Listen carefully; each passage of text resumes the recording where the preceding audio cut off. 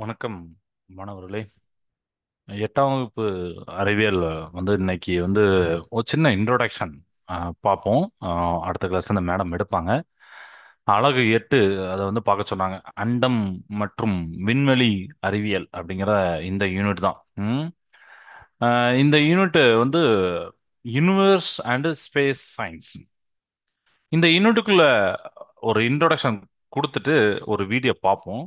But introduction என்ன அப்படின்னா, night டைம்ல நாம எல்லாரும், நீங்க ஸ்கைய பார்த்துருக்கீங்களா? கிளியரான அந்த வானத்தை, ஸ்கைய நைட் டைம்ல பார்த்துருக்கீங்களா? பார்த்துருக்கீங்கன்னா நீங்க எஸ் சார் அப்படின்னு கூட மெசேஜ் பண்ணலாம். அப்படி பார்த்துருந்தீங்கன்னா என்ன பார்த்தீங்க அப்படிங்கறத நீங்க சொல்லலாம். ஓகேவா? நைட் டைம்ல ஸ்க்ரீன்ல, ஸ்கைல நம்ம என்ன பார்த்துறோம்? எஸ். ஆ நட்சத்திரம், ஸ்டார்ஸ். கரெக்டா? ஆமா, கரெக்ட். எவ்வளவு? ஒரு 10 ஸ்டார்ஸ், 20 ஸ்டார்ஸா? இல்ல, மில்லியன் கணக்கான எண்ணில் அடங்கா ஸ்டார்ஸ் இருக்கு. இன்னொன்னையும் பார்ப்போம். நிலா, மூன், அடுத்தன இதெல்லாம் பார்க்குறோம். விண்மீன்களை பற்றியும், கோள்கள் மற்றும் அவற்றோடைய இயக்க நிலைகள், பகுதி பொருட்கள் மற்றும் கட்டமைப்பு ஆகியவற்றை பற்றி படிக்கக்கூடிய அறிவியலோடைய ஒரு பிரிவு தான் வானியல். ஓகேவா? இந்த வானியல் பிரிவுல நீங்க வானம் சம்பந்தப்பட்ட அத்தனையும் பார்ப்பீங்க. ஏன் கோள்கள் இப்படி இருக்கு, எதனால இந்த கலர் இருக்கு, எதனால இப்படி ஒளி வீசுது, எது நட்சத்திரங்கள் எப்படி மூவ் ஆகுது, செயற்கைக்கோள்கள் எப்படி மூவ் ஆகுது, மற்ற கோள்கள் எப்படி move எல்லாத்தையும் நீங்க படிக்கக்கூடிய ஒரு யூனிட் வானியல் அப்படின்னு சொல்லுவாங்க. வானத்தில் இருக்கக்கூடிய விண்மீன்கள், கோள்கள், சந்திரன், விண்கற்கள், வால்மீன்கள் போன்ற எல்லாமே வான்பொருட்கள்ல அடங்கும். அப்படின்னா சூரியனும் அதனை சுற்றி வருகின்ற வான்பொருட்களும் சேர்ந்துதான் நம்ம சூரிய குடும்பம் அப்படின்னு சொல்லுவோம். சோலார் சிஸ்டம் அப்படின்னு சொல்லுவோம். அப்படிதானே? So the science which deals with that study of stars, study of stars, அப்புறம் planets, அப்புறம் moon, many other objects. It's called like asteroids, comets in sky, or இதெல்லாம் celestial objects. அப்படிதானே? ஸோ இதெல்லாம் படிக்கக்கூடிய அந்த இங்கிலீஷ்ல, தமிழ்ல வானியல், இங்கிலீஷ்ல பார்த்தீங்கன்னா அஸ்ட்ரானமி. ஓகே. த சன், அப்புறம் அதை சுற்றி வரக்கூடிய செலஸ்டியல் ஆப்ஜெக்ட்ஸ், இந்த செலஸ்டியல் பாடிஸ், இதெல்லாம் ரிவால்வ் அரௌண்ட், அதாவது அதெல்லாம் சேர்ந்தா நம்ம சோலார் சிஸ்டம் அப்படின்னு சொல்றோம். ஸோ நம்ம இதுல பார்த்தீங்கன்னா collection of billions of stars இருக்கு. எல்லாத்துக்கும் நடுவில் ஒரு மியூச்சுவல் அட்ராக்ஷன் இருக்கு. அதுதான் கேலக்ஸி அப்படின்னு சொல்லுவாங்க. அடுத்த ஒரு வார்த்தை கேலக்ஸி. நீங்க தமிழ்ல இந்த வார்த்தைலாம் நிறைய வார்த்தை கேள்விப்பட்டிருவீங்க. பால்வெள்ளி, அண்டம், பேரண்டம், அந்த மாதிரி எல்லாம் கேள்விப்பட்டிருப்பீங்க. மில்கி வே, அதெல்லாம் அதுதானே? ஸோ சூரியனும் அதை சுற்றி வரக்கூடிய கோள்களும் வான்பொருட்களும் சேர்ந்து நம்ம சூரிய குடும்பம் சொல்றோம். இந்த விண்மீன்கள் ஒன்றுக்கொன்று ஒரு ஈர்ப்பு விசையினால் பிணைக்கப்பட்டுள்ளது. இதை தான் நம்ம விண்மீன் திரள், திரள் அப்படின்னு நம்ம சொல்லுவோம். நமது சூரியனும் ஒரு பால்வெளி மண்டலம், அதாவது விண்மீன் கூட்டத்தில் இருக்கா? அதை நம்ம என்ன சொல்றோம்னா, அந்த சூரியன் பார்த்தீங்கன்னா பால்வெளி, அதாவது மில்கி வே அப்படிம்பாங்க. பால்வெளி விண்மீன் திரள் என்ற விண்மீன் திரளை சார்ந்தது அப்படின்னு சொல்லிப்பாங்க. ஏன் சார் இந்த வார்த்தை சொல்றாங்கன்னா, நாம ஒரு பூமி, நம்ம ஒரு பூமியில இருக்கோம். அந்த பூமி சூரியனை சுற்றி வருது. இந்த சூரியன் அதுக்குன்னு ஒரு ஒரு கேட்டகரியில சொல்றாங்க. பட் நம்ம யூனிவர்ஸ்ல ஏகப்பட்ட அந்த மாதிரி கேட்டகரியா நிறைய இருக்கு. அதனால நம்ம சூரியன் இருக்கக்கூடிய ஒரு விண்மீன் திரளுக்கு பேர் பால்வெளி, மில்கி வே. இது போக நிறைய மில்கி வே, நிறைய கேலக்சிஸ் இருக்குன்னு சொல்றாங்க. ஓகே. ஸோ அதனால அந்த வார்த்தை சொல்றாங்க விண்மீன் திரளை இதுல சார்ந்தது அப்படின்னு. இதே மாதிரி அதான் அதுக்கு அடுத்த லைன் சொல்லியிருப்பாங்க. லட்சக்கணக்கான விண்மீன் திரள்கள் ஒன்று சேர்ந்து அண்டத்தை உருவாக்கின்றன அப்படின்னு சொல்லியிருக்காங்களா? So billions of judge galaxy, ஒரு கேலக்சிலே சன்னு, அதை சுத்தி இத்தனை கோள்கள், இதுவே நமக்கு பிரம்மாண்டமா இருக்கு. ஆனா இந்த யூனிவர்ஸ்ல பாத்தீங்கன்னா பில்லியன்ஸ் ஆஃப் கேலக்ஸி இருக்குங்க. பில்லியன்ஸ் ஆஃப் கேலக்ஸி இந்த யூனிவர்ஸ்ல. அப்ப இதெல்லாம் சேர்ந்து நம்ம யூனிவர்ஸ் சொல்றோம். பில்லியனா எவ்வளவுன்னு உங்களுக்கு தெரியும், மில்லியனா எவ்வளவுன்னு தெரியும். அடுத்தது, சோ அப்போ நம்மளுடைய solar system, stars, galaxy or the construction of the universe. அடுத்தானே இந்த பேரண்டத்துல, ம், ஏன்னா இது வந்து அண்டம் அப்படின்னு தமிழ்ல சொல்லுவாங்க. இந்த இருக்குல்ல யூனிவர்ஸ், அண்டம்.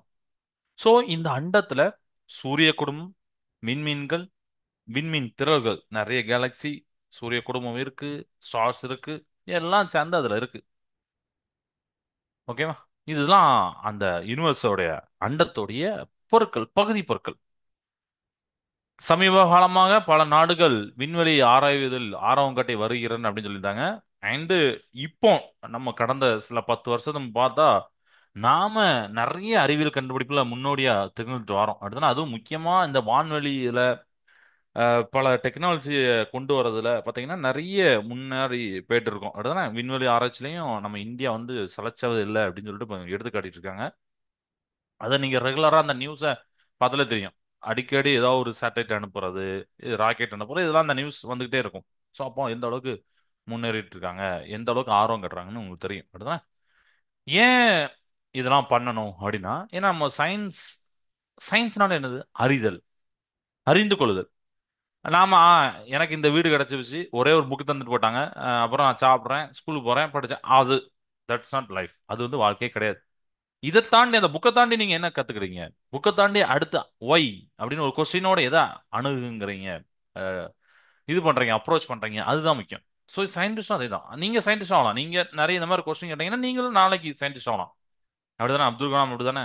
ஏன் பறவை பறக்கு அப்படின்னு அந்த ஒரு வார்த்தை தான் அவர் அப்படியே மாத்திட்டு, ஏன் பறவை பறக்கு அப்படின்னு அதிலே ரிசர்ச் பண்ணி அதிலே வந்து கேள்விகளை கேட்டு, அதுக்கப்புறம் அது வந்து அப்படியே சயின்ஸை நோக்கி போய், அப்புறம் இன்னைக்கு நமக்கு எல்லாம் தெரிஞ்ச ஒரு மிகச்சிறந்த நபரா வாழ்ந்தார்.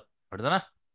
ஸோ அதுதான் நம்ம அந்த ஒரு வார்த்தையிலே நம்ம முன்னாடி போயிடலாம். ஒய், இது ஏன் நடக்கு, இதுல என்ன இருக்கு. ஸோ இதே மாதிரி சயின்டிஸ்ட் வந்து வெறும் ஓகே நம்ம பூமி போதும்பா அப்படின்னு நினைக்கிறதுல, பூமிக்கு வெளியில என்ன இருக்கு, அங்க என்னென்ன தனிமங்கள் இருக்கு, காற்றுகள் இருக்கா, தண்ணி இருக்கா, சூரிய குடும்பத்தை மாதிரி இன்னும் சில குடும்பங்கள் இருக்கா, கேலாக்சிஸ் அது எப்படி இருக்கு, இது எல்லாத்தையும் அனலைஸ் பண்ணிட்டு இருக்காங்க. பட் எல்லாத்தையும் நம்ம பூமியில இருந்தே அனலைஸ் பண்ண முடியுமா, வெறும் கண்ணால பார்க்க முடியுமா, முடியாது.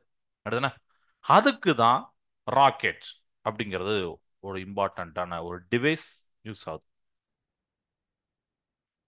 அடுத்தன பிற கோள்களுக்கு மனிதர்கள் கொண்ட அல்லது மனிதர்கள் இல்லாத ராக்கெட்டுகளை அனுப்பி பல நாடுகளும் ஆர்வம் காட்டி அதை அனுப்பிட்டு இருக்கு. ஃபியூச்சர்ல வேற கோள்களுக்கு இடம்பெயரலாம் அப்படிங்கிற மாதிரியும் ரிசர்ச் நிறைய பண்ணிட்டு இருக்காங்க. நம்ம எல்லாத்துக்கும் தெரியும் ட்விட்டர் அப்படிங்கிற ஒரு சமூக வலைத்தளம் தெரியும். அதோடைய அந்த இப்ப வாங்கியிருக்க ஒரு ஓனர் இயான் மஸ்க் அப்படிம்பாங்க, எலான் மஸ்க், சரியா? ஸோ அவர் பார்த்தீங்கன்னா இந்த மாதிரி ஸ்பேஸ்ல பார்த்தீங்கன்னா ரொம்ப அதிகப்படியான ஆர்வம் உண்டு. அவர் அந்த இதுல நிறைய பண்ணிட்டு இருக்காரு, நிறைய டிஃப்ரெண்ட் டிஃப்ரெண்டான பண்ணியிருக்காரு. ஆக்சுவலி அவர் நிறைய கார்கள்லாம் பார்த்தீங்கன்னா நிறைய கண்டுபிடிச்சிருக்காரு. ஆளே இல்லாத கார், இப்ப மிந்திலாம் ஆளே இல்லாம யோசிச்சு படிக்க முடியும். பட் இப்ப ஆளே இல்ல கார், அந்த காரை எடுத்துட்டு நம்ம உட்காந்தா போதும், அதுவே எல்லாமே எந்தெந்த ரோட்ல போகும்போது டிராபிக்கு, இந்த டைனிங்ல திரும்பணும், இந்த டைம்ல பஸ் வருது, கார் வருது, எல்லாமே ஆட்டோமேட்டிக்கா அனலைஸ் பண்ணி நம்மளை சேஃபா அந்த இடத்துல கொண்டு விட்டுருது. ஸோ இதெல்லாம் வந்து அவர் கண்டுபிடிச்சிருக்காரு. அதான் நீங்களும் அதே மாதிரி நாளைக்கு கண்டுபிடிக்கலாம் அப்படின்னு சொல்றாங்க. சரியா?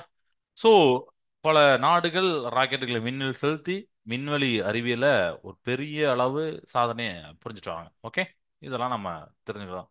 அதுல முக்கியமா பாத்தீங்கன்னா அவங்க சொல்றாங்க இந்திய விண்வெளி திட்டங்கள் மற்றும் நாசா ஆகியவற்றை பற்றி கற்க உள்ளோம் அப்படின்னு இருக்காங்க. ஸோ அதெல்லாம் நம்ம தெரிஞ்சுக்கணும். Okay, right. So Indian space organisation, ISRO அப்படிம்பாங்க. Indian space research organisation, ISRO. அப்புறம் உலக அளவுல நம்ம பார்க்கக்கூடிய அமெரிக்கா, நாசா. ரெண்டுமே ஒரு, இது போக இருக்கு ரஷ்யா இருக்கு, சைனா அப்பப்போ நல்ல ஒரு மிகப்பெரிய கண்டுபிடிப்பு கண்டுபிடிக்கிறாங்க. சைனா, அமெரிக்கா, ரஷ்யா, இந்தியா மட்டும் இல்லாம நிறைய நாடுகளும் அதுல வந்து பங்கு எடுத்துட்டு இருக்காங்க, நிறைய இதை அப்ரோச் பண்ணிட்டு இருக்காங்க. ஓகேவா, ரைட். இப்போ இதோட இன்ட்ரோடக்ஷன் உங்களுக்கு புரிஞ்சுது. இப்போ நான் ஒரு வீடியோ காட்டுறேன். அந்த வீடியோவை ஒரு 2 மினிட்ஸ் வீடியோ. அதை அப்படியே பாருங்க.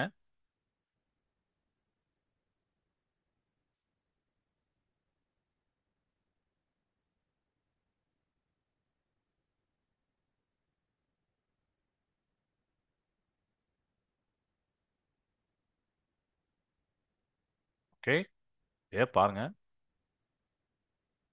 இதுல என்னெல்லாம் தெரியுது அப்படிங்கிறத நீங்க அடுத்து தேட போறீங்க. இதுல எல்லாமே எனக்கு கமெண்ட் சொல்ல போறது கிடையாது. பின்னாடி இது நடக்கு பாரு நடக்கு பாருன்னு சொல்ல போறது கிடையாது. ஜஸ்ட் 2 மினிட்ஸ் அப்படியே நல்லா வாட்ச் பண்ணுங்க.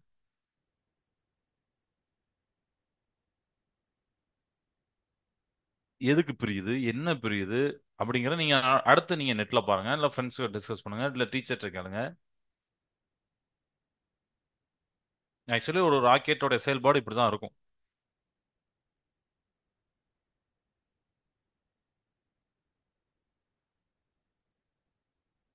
இந்த கண்ணாடி மாதிரி விரியுதா, அது என்னன்னு பாருங்க. என்னன்னு தேடி பாருங்க. ரொம்ப முக்கியமானது அதுக்கு, ராக்கெட்டுக்கு.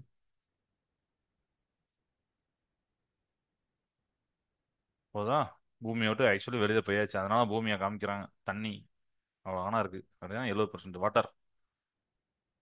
அடுத்து அதுல இருந்து தனியா போகுது. இவ்வளவு பெரிய ராக்கெட்ல பாத்தீங்கன்னா கொஞ்சம் தான் வெளியிலே போயிருக்கு. மத்ததெல்லாம் போற வழியிலே கொஞ்சம் கொஞ்சம் இடத்துல அது ஸ்டாப் ஆகி ரிமூவ் ஆயிரும். இப்ப எங்க போகுது பாருங்க, நிலாவுக்கு போகுது. சந்திரன். ரைட். சந்திரன் மட்டும் இல்ல, நம்ம மார்ஸ், செவ்வாய் எல்லாத்துக்கும் அனுப்பலாம். சூரியன் பக்கத்துல போக முடியாது. ஏன்னா சூரியனுக்கு வந்து ரொம்ப ஹீட்டு. அதுக்கும் கண்டுபிடிச்சிருக்காங்க. எங்க இறங்குதுமே பாருங்க.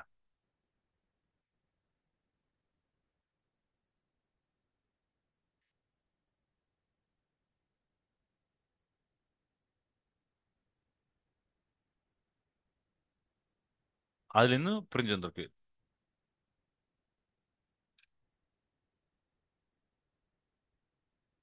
இது என்ன, அதையும் நான் இப்ப சொல்ல மாட்டேன், நீங்க பாருங்க.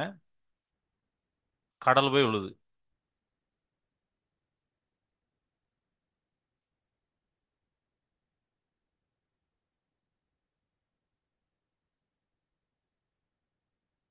எவ்வளவு கண்டுபிடிப்பு! ஏதோ வந்து ஒரே நாள்ல வந்தது கண்டுபிடிப்பு இல்ல. வேறு உலகத்தை சார்ந்தவங்க கண்டுபிடிப்பு இல்ல. நம்மளுடைய மனிதர்கள் தான், நம்ம மனிதர்கள் தான். மனிதர்கள் இந்த அளவுக்கு கண்டுபிடிக்காங்கல்ல. அப்படிதானே? இப்போ நம்மளுக்கும் அந்த இது இருக்கும்ல, டேலண்ட். ரைட்டா? சூப்பர்.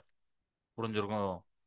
இதுல நீங்க இந்த வீடியோல என்ன பாத்தீங்கங்கிறத அதுக்கப்புறம் நம்ம புக்கை படிக்கும் போதும் சரி, அதுக்கப்புறம் நீங்க உங்களுடைய தனிப்பட்ட தேடல்கள், நீங்க அதை வச்சு நீங்க அனலைஸ் பண்ணுங்க. ஓகே, இந்த வீடியோல நம்ம என்ன பார்த்தோம் அப்படிங்கறத டிஸ்கஸ் பண்ணுங்க உங்க ஃப்ரெண்ட்ஸ் கூட. ரைட். சரி. ஸோ வீடியோ தெரிஞ்சுன்னு நினைக்கிறேன். தெரிஞ்சிருக்குல்ல? ஓகே. ஸோ ராக்கெட்ஸ் அப்படிங்கிற இந்த டாபிக் உள்ள நம்ம போக போறோம்.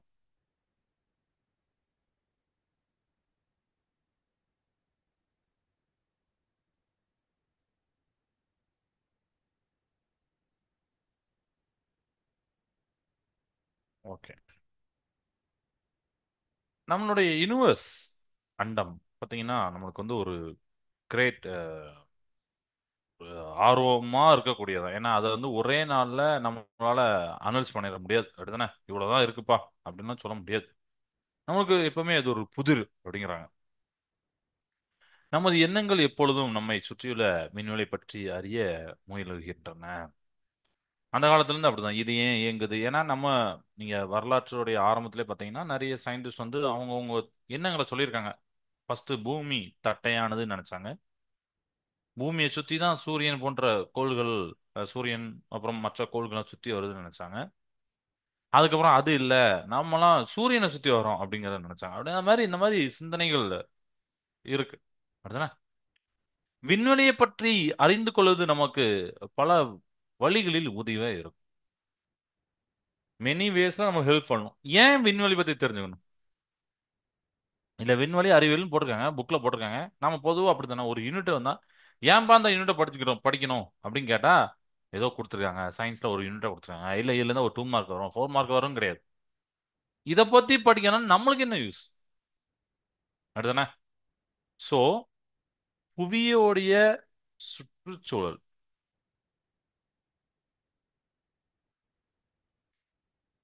காலநிலை, கிளைமேட், என்விரான்மெண்ட், அதுக்கப்புறம் வானிலை, நம்மளோட ஸ்பேஸ், இதெல்லாம் பத்தி வானியல் அஸ்ட்ரானமி நமக்கு டேட்டாஸை தந்த வந்தம் இருக்கிறது, அப்படிதானே?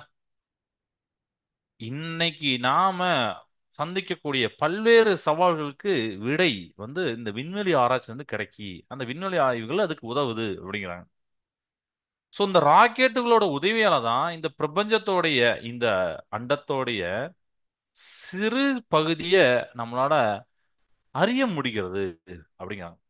அதான் நான் சொன்னோம்ல, இங்க இங்க உட்காந்துக்கிட்டே நம்ம வெளியில எவ்வளவு தூரம் பார்க்க முடியும்? நம்ம கண்ணுக்கு பார்வை இன்ஃபினிட்டி தான், முடிவிலி தான். அதுக்காண்டி பல லட்சம் கிலோமீட்டர் தாண்டி இருக்கக்கூடிய ஒரு இது நம்மளால பார்க்க முடியுமா? முடியாது, அப்படிதானே? சோ அப்ப அதுக்கு தேவைப்படக்கூடிய ராக்கெட். சூரிய குடும்பத்தில் கோள்கள் குறித்து ஆய்வுகளை மேற்கொள்ளுது, விண்கலங்களை அனுப்புறாங்க. விண்கலங்கள் அனுப்புறதுக்கு ராக்கெட்ஸ் யூஸ் ஆகுது. இப்ப நம்ம பார்த்தோம் நிறைய இது பிரிஞ்சுதுன்னு நான் சொன்னேன். அதில் உங்கள்கிட்ட ஒரு கொஸ்டின் கேட்டேன், என்னெல்லாம் பிரிஞ்சுது, எதுக்கு பிரியுது அப்படின்னு சொல்லிட்டு. அது நான் இப்ப அதாவது உங்கள்கிட்ட அந்த கொஸ்டின்லாம் முன் வச்சிருக்கேன், நீங்க அதை தேடி போங்க அப்படின்னு சொல்றேன். Okay. So rocket help us to launch space props. சரியா?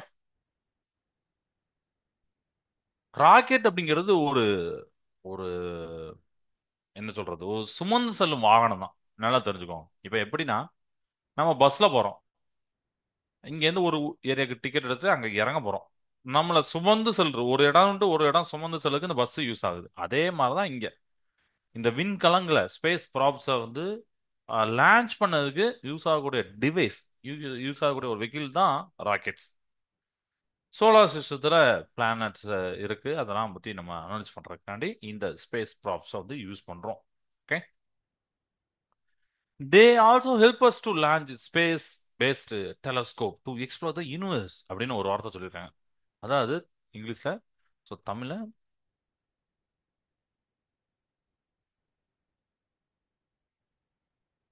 சூரிய குடும்பத்தில் உள்ள கோள்கள் குறித்து ஆய்வு மேற்கொள்வதற்கான விண்கலங்களை அனுப்ப ராக்கெட் உதவுது. அண்டத்தை ஆய்வு செய்வதற்காக விண்ணில் செயல்படும் வகையில்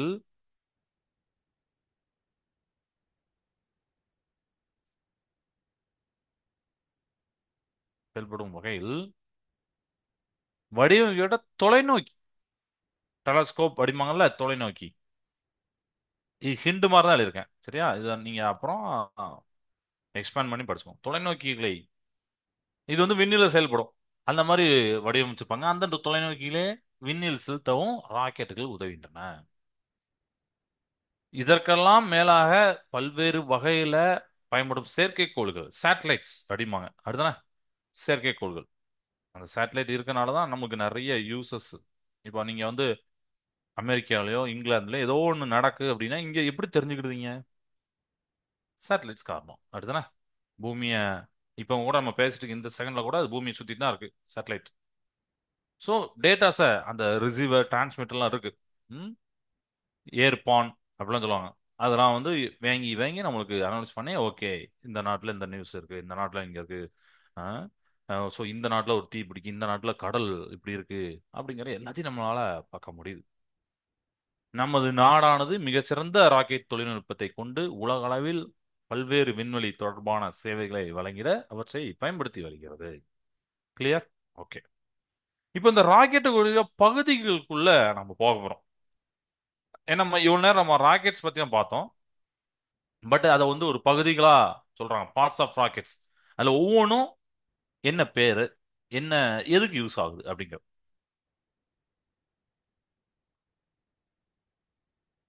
parts of rockets.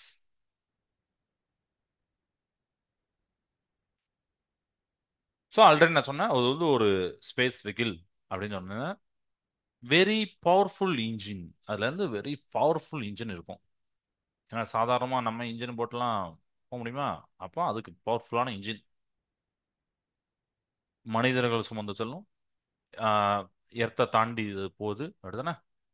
So 4 major parts இருக்கு அப்படிங்கிறாங்க. என்னெல்லாம் அப்படின்னா, ஸோ இங்கிலீஷ்ல ஃபர்ஸ்ட் எழுதுறேன், தமிழ்ல சொல்றேன். ஸ்ட்ரக்சரல் சிஸ்டம்,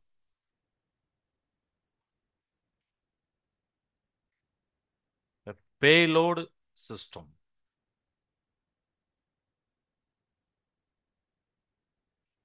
மூன்றாவது பாத்தீங்கன்னா கைடன்ஸ் சிஸ்டம்.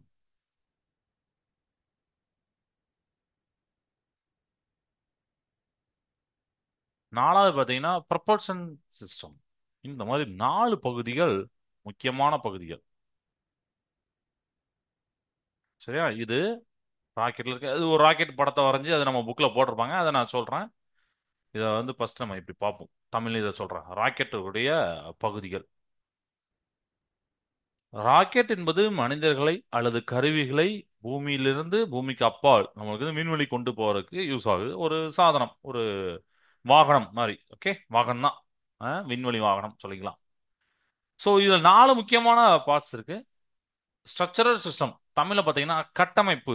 கட்டமைப்பு இது வந்து அமைப்பு. சிஸ்டம்னா அமைப்பு, ஸ்ட்ரக்சர்னா கட்டமைப்பு. கட்டமைப்பு அமைப்பு அப்படின்னு சொல்லிப்பாங்க.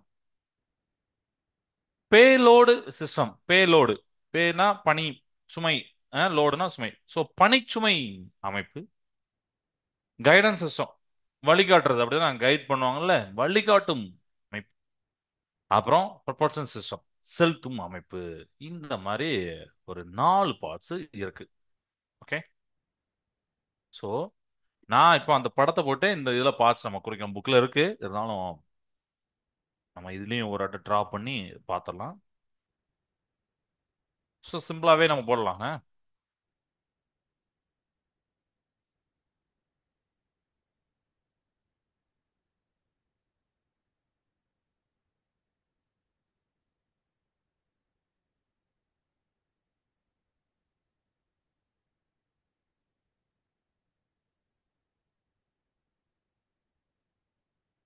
ஓகே.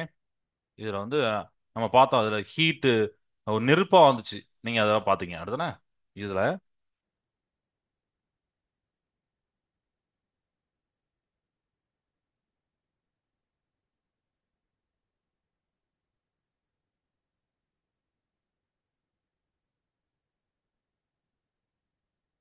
சும்மா அப்படியே நம்ம போட்டு வச்சுக்கலாம் அப்படி. ஓகே. நீங்கள் பென்சிலாட்ட போட்டு வச்சுக்கோங்க. ஓகே. ஸோ இங்க இங்க இருக்கிற பணிச்சுமைப்பு அப்படின்னு சொல்றாங்க. பேலோடு சிஸ்டம் இது. இதெல்லாம் சேர்ந்து கட்டமைப்பு. இதெல்லாம் சேர்ந்து மொத்தமா ஸ்ட்ரக்சரல் சிஸ்டம். சரியா? இது கட்டமைப்பு. நம்ம இதுல நடுவில் உள்ளது, இந்த இந்த மேல உள்ளது பணிச்சுமை அமைப்பு. கட்டமைப்பு, அமைப்பு. அதுக்கப்புறம் பாத்தீங்கன்னா நடுவுல இந்த ஒரு ஊதா கலர்ல கொடுத்துருப்பாங்களா, இதுதான் எரிபொருள். ரொம்ப முக்கியமானது. எரிபொருள் இருந்தா தானே போதும். எரிபொருள். இங்க இந்த எரிபொருளுக்கு மேல நம்ம இதெல்லாம் நான் போடல, பட் இந்த இந்த இடத்துல பாத்தீங்கன்னா கைடன்ஸ் சிஸ்டம், வழிகாட்டும் அமைப்பு இருக்கும். அதுதான் வழி. நம்ம போனதுல அப்போ போகுது இந்த இடத்துல எங்கேயும் போய் விழுந்துடக்கூடாது அப்படிதானே. வழிகாட்டும். ஏன்னா பல கோடிகளை செலவு பண்ணி பண்ணிட்டு இருக்கிறது. ஒரு சின்ன எரர்னால, சின்ன பிழைனால மிகப்பெரிய பாதிப்புலாம் உண்டாகும். அதுல இருக்கு. நீங்க அந்த ஹிஸ்டரிலாம் எடுத்து பாத்தீங்கன்னா தெரியும். அதுக்கப்புறம் இதுல வந்து சட்டம் அப்படின்னு ஒண்ணு போட்டிருக்காங்க. அதுக்கப்புறம் ஆக்சிகரணி.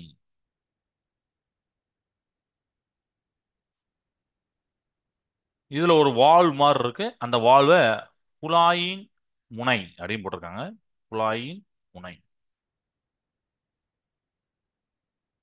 அப்புறம் இந்த விங்ஸ் இருக்குல்ல, இதுதான் துடுப்புகள். எப்படி ஒரு மீனுக்கு இருக்கோ, படகை நீங்க கொண்டு போனா ஒரு துடுப்புகள் தேவைப்படுது. ஏரோப்ளேன்ல துடுப்புகள் இருக்கும். அந்த நீங்க பாத்தீங்கன்னா தெரியும், விங்ஸ் ரொம்ப இம்பார்ட்டன்ட். இதெல்லாம். சோ இந்த எரிபொருள் இருந்து சட்டம், ஆக்சிகரணி, அப்புறம் துடுப்புகள் இது வரைக்கும் உண்டானத உந்து விசை அமைப்பு அப்படின்னு சொல்றாங்க. இதை நான் இங்கிலீஷ்ல அப்புறம் சொல்றேன். இது உந்து விசை அமைப்பு. இப்படி ஒரு ஸ்ட்ரக்சரா போட்டிருக்காங்க. இது ஃபுல்லாமே ராக்கெட்டோடைய வடிவமைப்பு, ராக்கெட்டோடைய பகுதிகளை சேர்த்து இருக்காங்க. ஓகே. ரைட். ஸோ மேலே இருக்கிறது பார்த்தீங்கன்னா பேலோடு சிஸ்டம். அதுக்கப்புறம் அது கீழே கைடன்ஸ் சிஸ்டம் இருக்கு. எரிபொருள் ஃபியூவல் இந்த அடுக்கு ஒரு ஊதாகலாம் நம்ம புக்கில் கொடுத்துருப்பாங்க. அதுக்கப்புறம் அதை சுற்றி இருக்கிறது சட்டம் ஃப்ரேம். ஏன்னா ஃப்ரேம்குள்ள தான் எல்லாமே இருக்கும். அதுக்கப்புறம் ஒரு ஊதா கலர் மாதிரி கொடுத்துருப்பாங்க. அது வந்து ஆக்சிடைசர், அது ஆக்சிகரணை. அப்புறம் இதுல சின்ன ஒரு ஹோல் இருக்கும். அந்த ஹோல் ரொம்ப முக்கியம். அந்த வழியா தான் அந்த நெருப்புலாம் வந்து, ஏன்னா ஹை ப்ரெஷர், இந்த வார்த்தைலாம் பின்னாடி படிப்பீங்க. நாசில் குழாயின் முனை அப்படின்னு போட்டிருப்பாங்க. அப்புறம் பின், இந்த துடுப்புகள் மாதிரி இருக்கலாம், அதான் பின். நம்ம நம்ம ஃபிஷ்ஷுக்கு இருக்கிறது அதேதான். ஸோ இதெல்லாம் சேர்த்து உந்துவிசை அமைப்பு அப்படிங்கிற இந்த ப்ரொபல்ஷன் சிஸ்டம். ப்ரொபல்ஷன் இங்கேருந்து இது வரைக்கும் முக்கியம். ஸோ ப்ரொபல்ஷன் சிஸ்டம், அதாவது உந்துவிசை அமைப்புல எதுனாப்பா இருக்கும் அப்படின்னா முக்கியமா ஃபியூல் இருக்கும் சார். அந்த பின் ரொம்ப முக்கியம். அதுல முக்கியமா அந்த குழாய், நாசில் ரொம்ப ரொம்ப முக்கியம் அப்படிங்கலாம் நீங்க சொல்லணும். ஓகே. அது போக மற்ற எல்லாமே நம்ம இது ஃபுல்லாமே கட்டமைப்பு அமைப்பு, ஸ்ட்ரக்சர் சிஸ்டம். ஸோ இதெல்லாம் இந்த ராக்கெட்டோடைய வடிவமைப்பு. கிளியர் ஆயிட்டா? சரி. இப்போ ஸ்ட்ரக்சரல் சிஸ்டம் ஃப்ரேம் அப்படிங்கிற கட்டமைப்பு அமைப்பை பத்தி சொல்லியிருக்காங்க. ஃபர்ஸ்ட் அதை பார்க்கலாமா? ஓகே.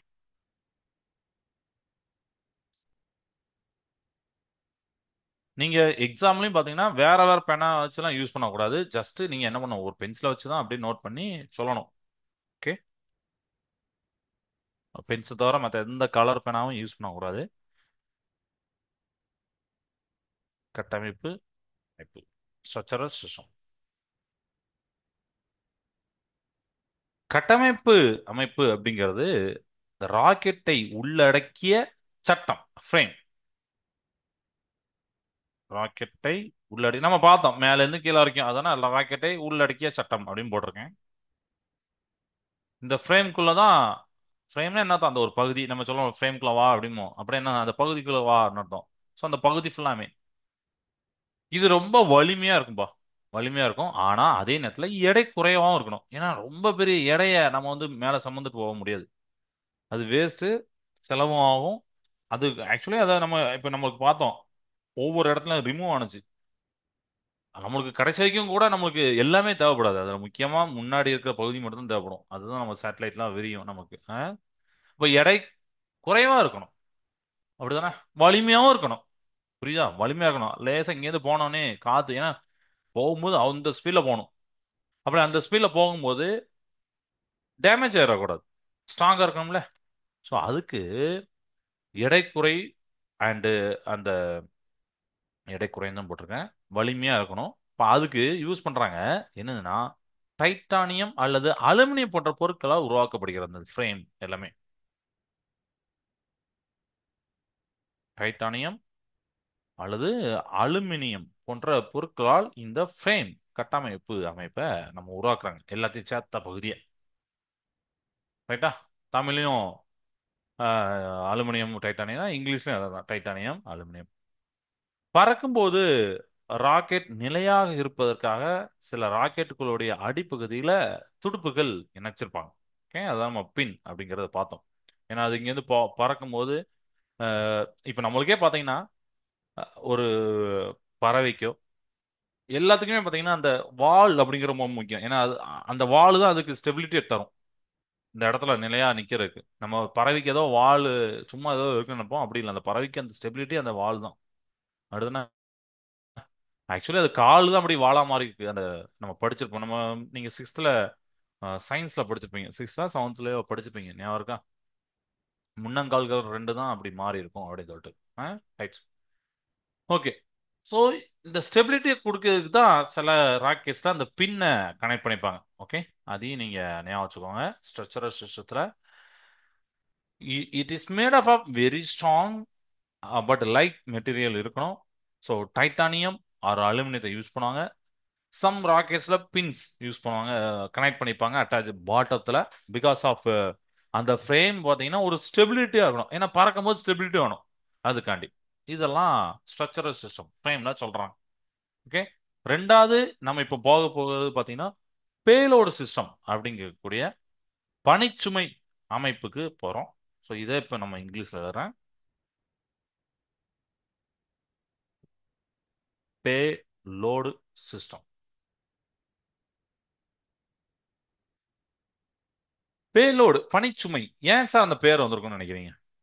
நான் உங்ககிட்ட கேட்கிறேன், ஏன் அந்த பேர் வந்திருக்கும் பணிச்சுமை அமைப்பு அப்படின்னா? இப்ப நம்மளுடைய ராக்கெட்டோடைய பகுதிகளை படத்தை வரைஞ்சு பணிச்சுமை அமைப்புன்னு ஒண்ணு பார்த்தோம். அதுல என்ன இருக்கும்னு நினைக்கிறீங்க? வழிகாட்டு அமைப்பு பின்னாடி இருக்கு, ஓகே. ஏதோ ஒரு கொஸ்டின் வரல, பேலோடுனா அப்ப என்ன இருக்கும்னு சொல்லிட்டு. பணிச்சுமை என்பது ராக்கெட்டை சுற்றுவட்ட பாதையில் நிலைநிறுத்த ராக்கெட்டினால் சுமந்து செல்லப்படும் செயற்கைக்கோள் ஆகும். இதுல தான் என்ன இருக்கும் பாத்தீங்கன்னா சேட்டலைட் இருக்கும். Okay. So the payload is an object that the satellite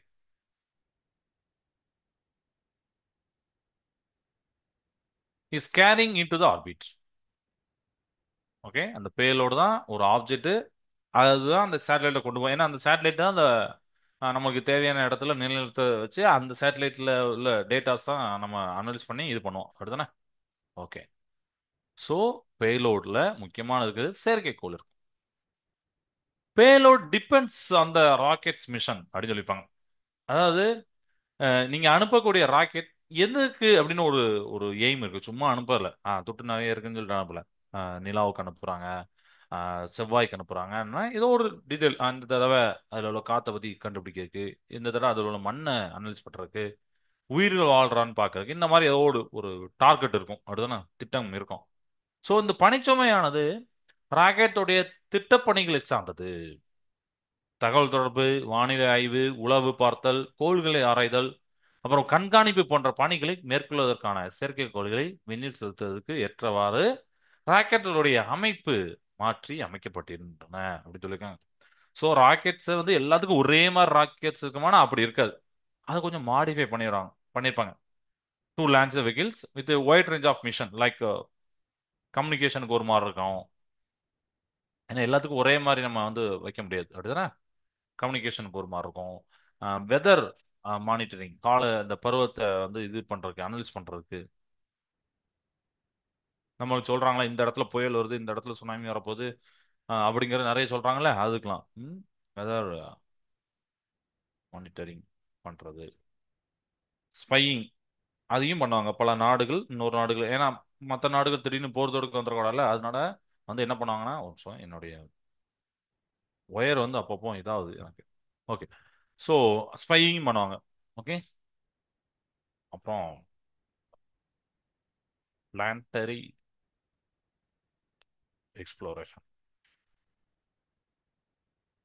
கோள்கள் பற்றி ஆய்வுகள், அப்புறம் கண்காணிப்பு, அப்சர்வேட்டரிஸ், இது எல்லாத்துக்குமே யூஸ் பண்றாங்க. Special rockets also developed to launch people into the earth orbit and the surface of moon. So special orbit இதுவும் இருக்கு, ராக்கெட்ஸ் இருக்கு.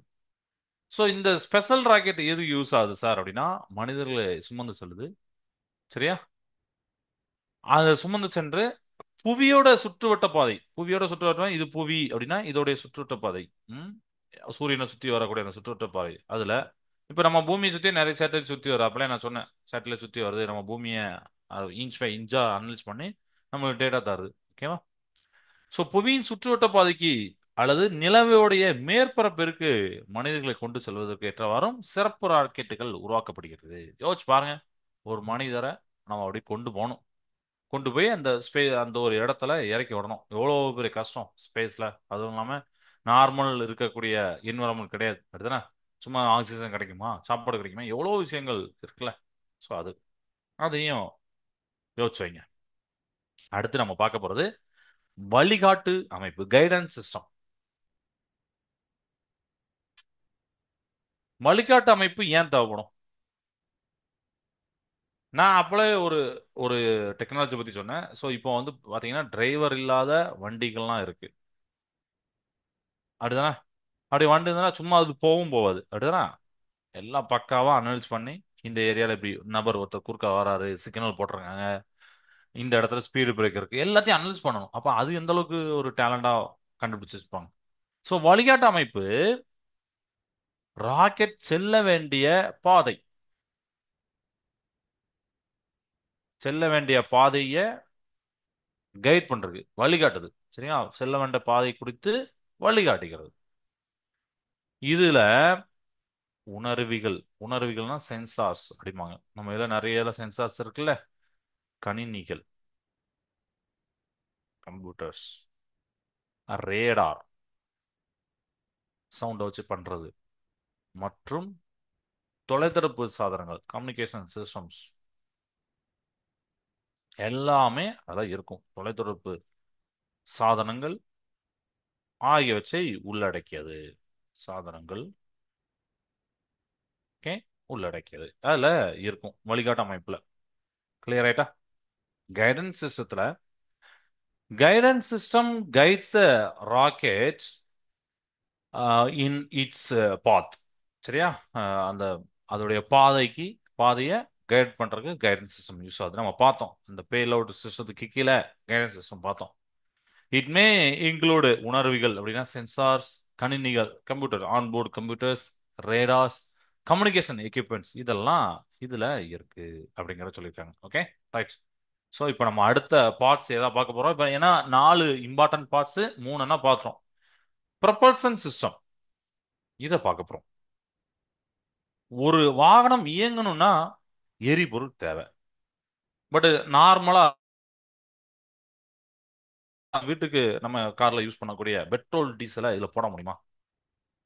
நீங்க பாத்தீங்க அதுல ரொம்ப அதிகமா ஒரு நெருப்பு வந்துச்சு. ஏன் அந்த நெருப்பு வரணும்? நெருப்பு வராம கொண்டு போக முடியுமா? இந்த கொஸ்டின் நீங்க கேளுங்க, அனலைஸ் பண்ணுங்க. So propulsion system it takes up most of the space in rocket. ராக்கெட்ல மோஸ்ட் ஆஃப் த ஸ்பேஸ் வந்து ப்ரொபல்ஷன் சிஸ்டம் தான் இருக்கும். பெருவாரியான அந்த பகுதியை அடைச்சிருக்கு பார்த்தீங்கன்னா ப்ரொபல்ஷன் சிஸ்டம். ஏன்னா அதுதான் முக்கியம், கொண்டு போகணும்ல.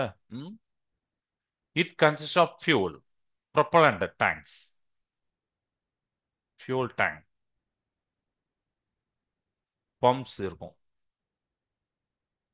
அப்புறம் கம்பஸ்டன் சாம்பர்,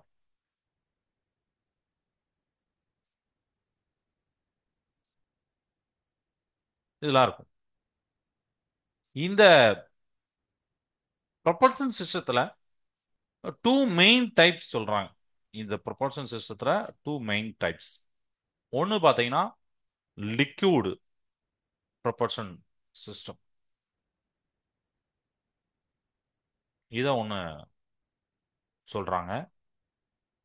இன்னொன்னு சாலிட் ப்ரொபல்ஷன் சிஸ்டம் அப்படின்னு இன்னொன்னு இருக்கு. ஸோ இதை தமிழையும் நான் சொல்லிக்கிறேன். உந்து விசை அமைப்பு அப்படிங்கிறதான் ப்ரொபல்ஷன் சிஸ்டம்.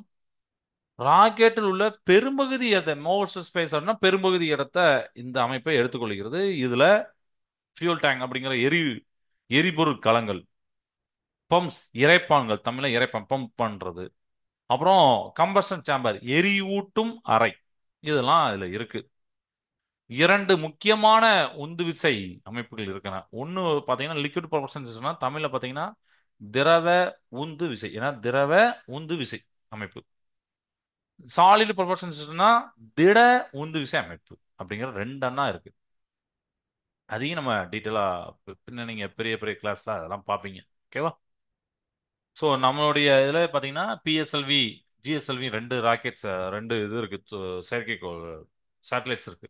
துருவ துணைக்கோள் செலுத்தும் வாகனம் பிஎஸ்எல்வி அண்ட் புவி நிலை துணைக்கோள் செலுத்தும் வாகனம் ஜிஎஸ்எல்வி ஆகியவை இந்தியாவின் மிகவும் புகழ்பெற்ற ராக்கெட்டுகள். சரியா? ஜிஎஸ்எல்வி ராக்கெட், பிஎஸ்எல்வி ராக்கெட், அந்த ராக்கெட்ஸ் வந்து இந்த மாதிரி அதுக்கு ஒவ்வொரு ஃபங்க்ஷன் இருக்கு. ஜிஎஸ்வி ஒன்று பண்ணுனா பிஎஸ்எல்வி ஒன்று பண்ணும். ஸோ இதையும் அந்த உங்களுக்கு தெரியுமா அதனால போட்டிருப்பாங்க. சரியா? ஸோ இன்னைக்கு இது வரைக்கும் போதும். இயங்கும் இயக்கு பொருட்களின் வகைகள் அப்படிங்கிறது இருக்குல்ல, அதை வந்து நம்ம அடுத்த கிளாஸ் வந்து ஸ்டார்ட் பண்ணலாம். டைப்ஸ் ஆஃப் ப்ரொபலன்ஸ்ல. இன்னைக்கு எதுவும் டவுட் இருந்தால் நீங்கள் சேட் பாக்ஸில் கேட்கலாம். ஸோ இன்னைக்கு என்னெல்லாம் பார்த்தோம் அப்படின்னா ராக்கெட்ஸ் அப்படிங்கிறத நம்ம பார்த்தோம். ஸோ அண்டம், விண்வெளி அறிவியல், அதோட இம்பார்ட்டன்ட் பார்த்தோம்.